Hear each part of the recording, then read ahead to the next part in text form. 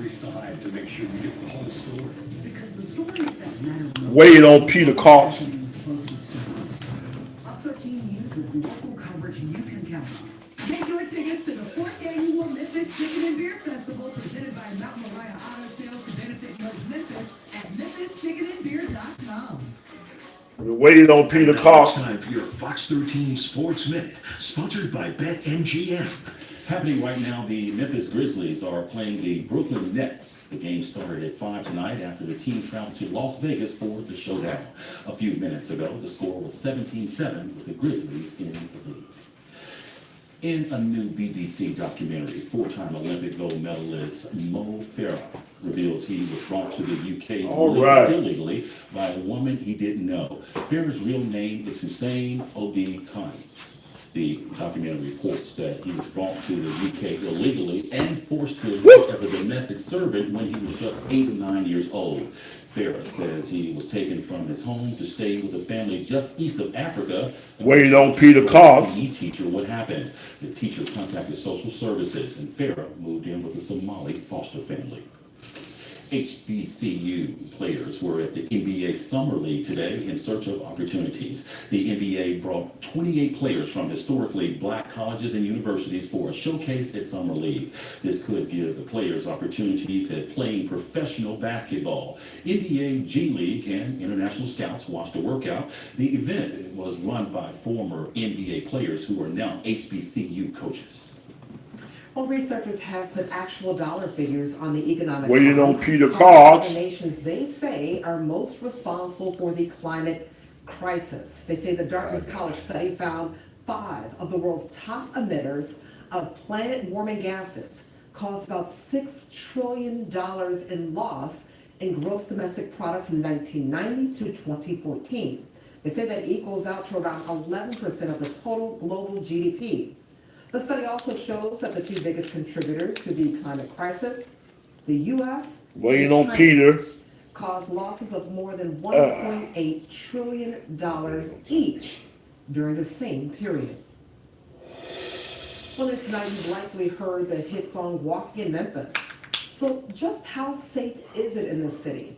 A new study ranks Memphis high on the list of the deadliest metro areas for pedestrians. Now, this city came in at number 3 on the list. In fact, in 2020, Waiting on Peter Cox. killed while walking across the U.S.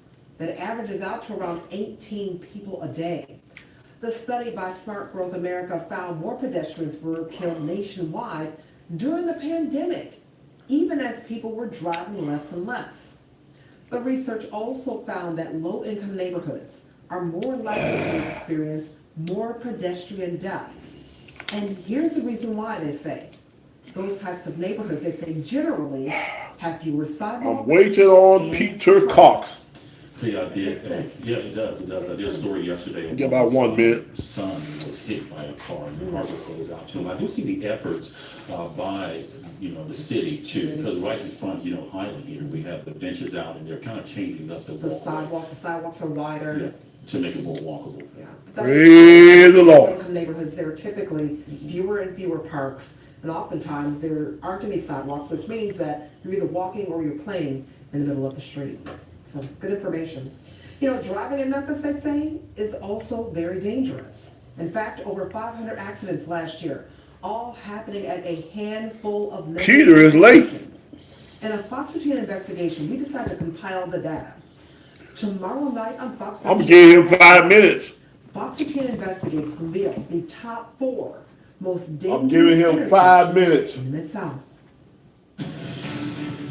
Fox 13 News at 6 starts now. 6 o'clock. We are live at the top of the 6 o'clock hour in the medical district tonight. About 30 minutes ago, a code orange alert ended, but it still feels dangerously hot outside right now.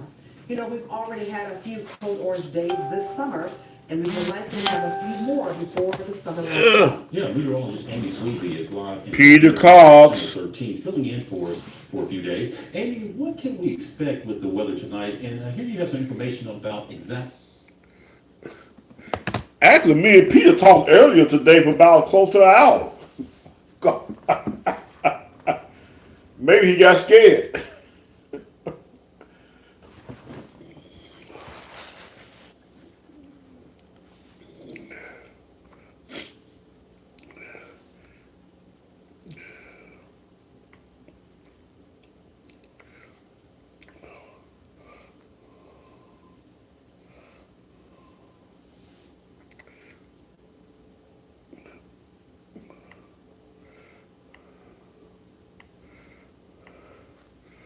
Me and Peter talked about for a whole hour today.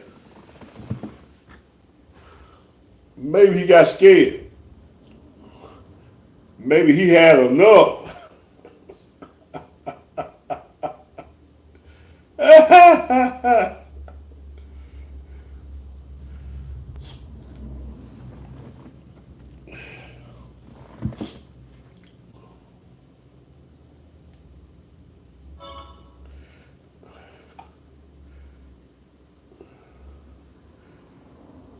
7 hours ago, me and Peter talked 7 hours ago.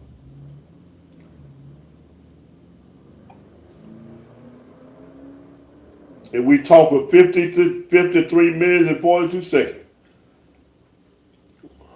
I mean, we laid on it too. Then we gave you some history.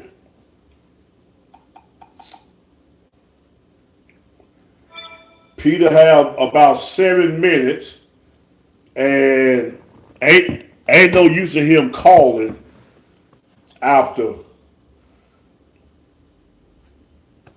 I shut it down. No use. I'ma show him with scripture. Yes, Jesus Christ is the Son of God. Now I'm gonna prove that with scripture. Now the word is now. And I told him today, I said, you know you done messed up, don't you? And he started studying and hemming and moaning and groaning. And I said, go change the dial. Oh, boy. I'm giving him 5 more minutes. That's it. He know he messed up. He know it.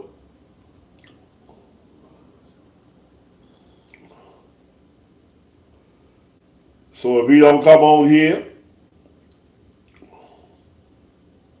in 5 minutes, I'm shutting it down. And just have to, you know, if he want this smoke, he just have to make another appointment. I'm giving him a little grace.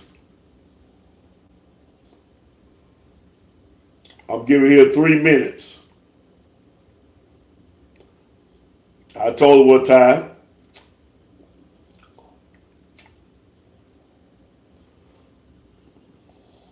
And we even talked about, you know, a lot of you folks talk about Bishop Johnson and don't know nothing about him.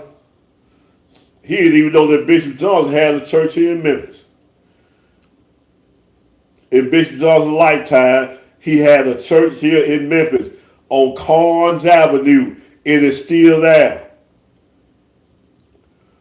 And we got a big sign, you know, at 238 on the front of the building on Carnes Avenue. He didn't know that. I say, took the teacher all about Bishop Johnson.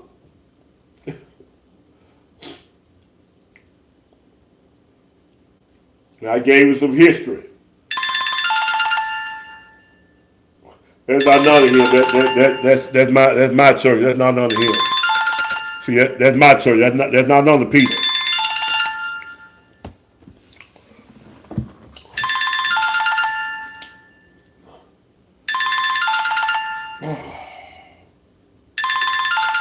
My church called every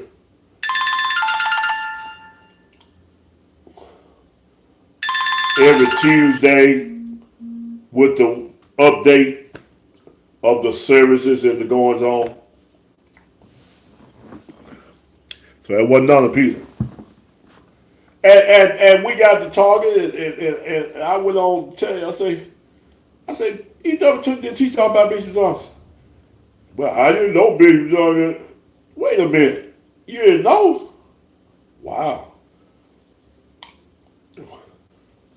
And I told him, I grew up listening to Bishop Johnson from a child. So I know what he said.